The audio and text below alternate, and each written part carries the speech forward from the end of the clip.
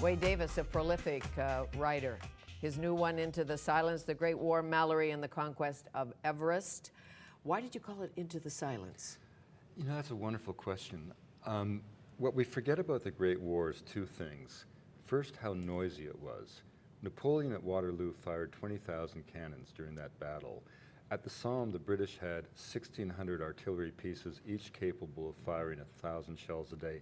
At Passchendaele, a battle that you know well, the British would drop 5 tons of artillery shells on every yard of German frontage. And the second thing, so the noise was just constant, this cacophony of explosions.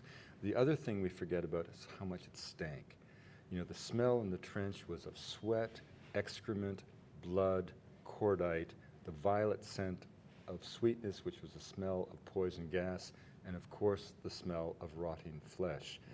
Don't forget, these were battles in which the lines did not always move over a matter of months. On any one day, everybody in the front lines fully expected to die. You know, you hear about sort of bayonet charges. Well, only 1/2 of 1% of the wounds were bayonet. Roughly 35% of the wounded and dead were killed by machine gun fire or rifle fire, but fully 65% were simply reduced to a spray of red mist by artillery shells. So most people who died in the war died clinging in fear to the mud of a trench wall as a rain of fire and steel fell upon them. Did you see the movie Passchendaele? I didn't, but Passchendaele was called the blindest battle of a blind war.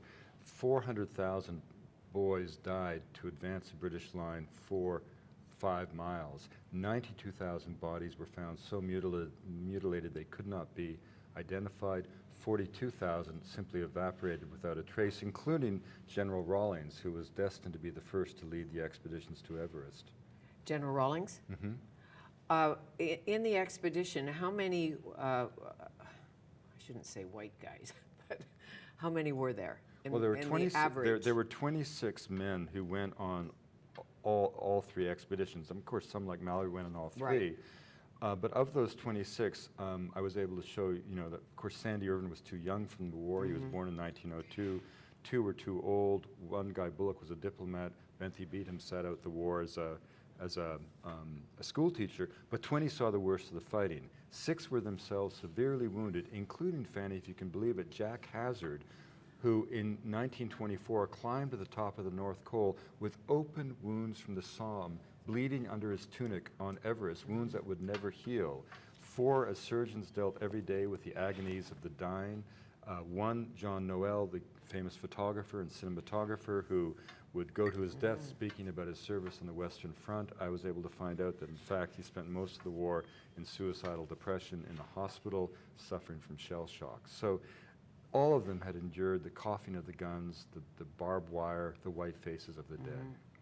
And yet you point out very clearly Into the Silence that their climb brought hope and redemption to a war-stricken generation. Absolutely. You know, in a way. Yes, absolutely. It's really an elegy to a generation. Oh, totally. I mean, if Everest began as a kind of a grand imperial gesture of redemption for an empire of explorers who had famously lost the race to the North and South Pole, here was a third pole in the middle of the Raj domain.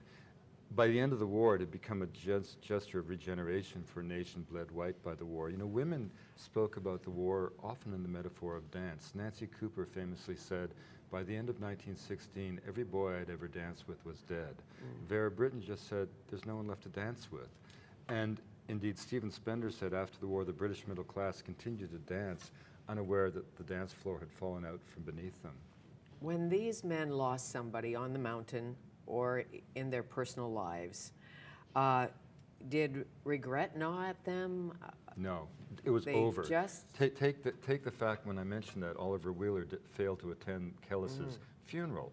Not only there was not a single negative comment from any of the other men about that in any of their letters home. They were perfectly capable of being catty about each other, but he never suffered of any criticism, nor does he record in his journal any sign of criticism. Again, that seems weird to us.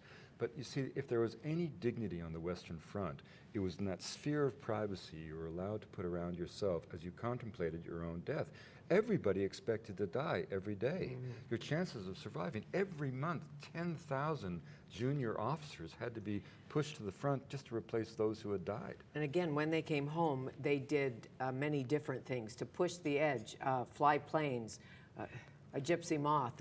Yeah, I mean, there was a certain kind of irrational desire to go anywhere but home. Ivor Gurney, the poet, ultimately descended into madness and lived out his life till 1937 in an insane asylum, still thinking the war went on. But before he slipped into madness, he walked across England to Liverpool to try to catch a ship that would just take him anywhere, just take me away.